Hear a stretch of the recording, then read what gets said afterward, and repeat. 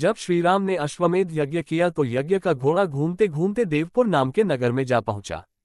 उस नगर के राजा का नाम वीरमणि था।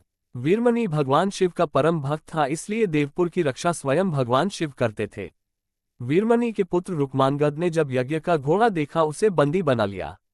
ये बात जब घोड़े की रक्षा कर रहे शत्रुघ्न को पता चली तो उन्होंने देवपुर पर आक्रमण करने का निश्चय किया। शत्रुघ्न और राजा वीरमणि की सेना में भयंकर युद्ध छिड़ गया। हनुमान जी भी वीरमणि की सेना का संहार करने लगे। श्रीराम के भाई भरत के पुत्र पुष्कल ने जब राजा वीरमणि को घायल कर दिया तो उनकी सेना अपनी जान बचाकर भागने लगी। जब भगवान ने अपने भक्त का ये हाल देखा तो वे भी उनके पक्ष में युद्ध करने लगे। भगवान शिव को युद्ध करते देख शत्रुघ्न भी वहां आ गए। दोनों में भयंकर युद्ध होने लगा। भगवान शिव ने वीरभद्र को पुष्कल से नंदी को हनुमाजनी से युद्ध करने के लिए भेजा। वीरभद्र और पुष्कल का युद्ध 5 दिन तक चलता रहा।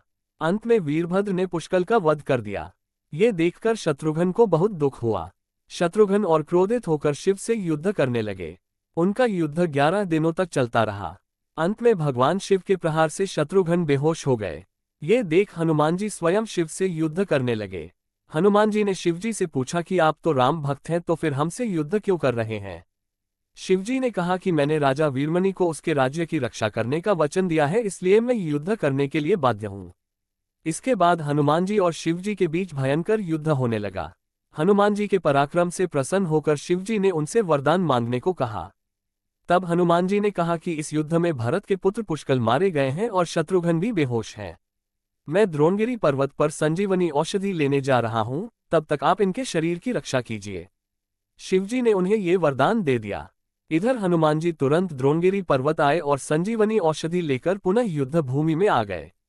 उस औषधि से हनुमान जी ने पुष्कल को पुनः जीवित कर दिया और शत्रुघ्न को भी स्वस्थ कर दिया। शत्रुघ्न और शिवजी में फिर से युद्ध होने लगा। जब शत्रुघ्न किसी भी तरह से शिवजी से नहीं जीत पाए तो हनुमान जी ने उनसे श्रीराम को याद करने के लिए कहा।